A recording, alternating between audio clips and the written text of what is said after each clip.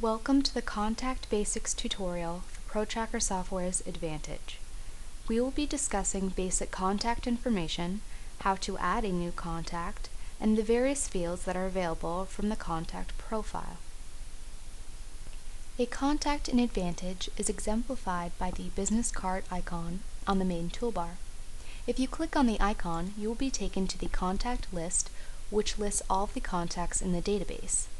If you look down at the different types of contacts, you'll get an idea of the various contact types that are included in Advantage. A contact can be an employee. Every employee in your firm will be entered as a contact. A contact can be a client. Every client is first a contact. Prospects are contacts initially. Professionals, lawyers, accountants that you work with are entered as contacts. The restaurant around the corner where you want easy access to a phone number is entered as a contact. Depending on how the list is filtered, it can display a partial list of contacts at a given time. For example, you can look at all of the contacts that have a file as name beginning with the letter C. There is also a filter on the upper right corner of the screen that allows you to select different filter criteria. For example, you could select the contact type prospect to view only the prospects in your database with the file as name beginning with the letter C. This filter can be used to restrict or diminish the number of contacts that you view at a given time. Let's go ahead and add a new contact. There are several ways to do this, the most obvious being to go to the contact drop-down list from the main toolbar and to select the Add a Contact option. The Add a Contact dialog box will appear. Let's add a new sample contact, such as Sally Smith. Notice next to the full name field there is a business or trust checkbox. This checkbox is used to designate a contact as a business or trust, a restaurant, a bank, etc. If the name is a business or trust and you check this checkbox, then several things occur. Next to this field there is a social security number field, but when I check the checkbox it changes to the employee identification number field.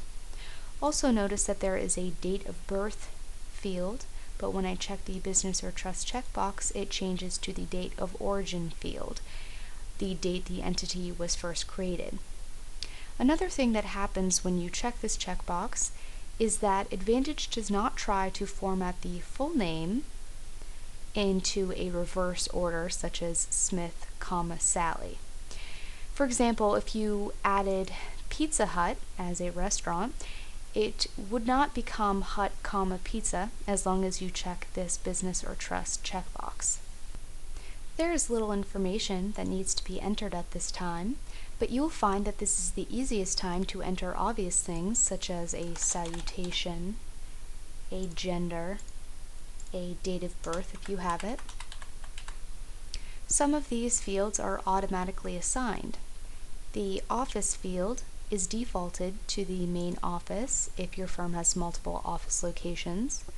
The firm contact is defaulted to yourself, the person who's creating this contact. Here's the contact type field that we have mentioned, where we have different types of contacts we can select from. This is a pick list, so you can add or subtract entries from the contact type list if you find something is missing or unnecessary. So we will select the prospect contact type. There is some marketing information here, such as the date the contact was referred to your firm, who referred them, or maybe they heard about your firm from a specific campaign. You can add a home address, such as 321 Jones Lane, and if you enter a zip code first in the zip field, Advantage will automatically look up the city and state that matches this zip code. You can check whether the home address is the primary mailing address or whether the business address is the primary. You can add this contact to an existing static contact group if you wish in the group field.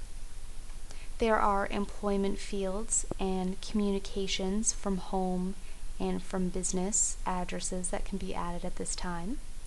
Let's go ahead and save and go to Profile. And we can see that the information we just entered is already on the contact profile screen for Sally Smith.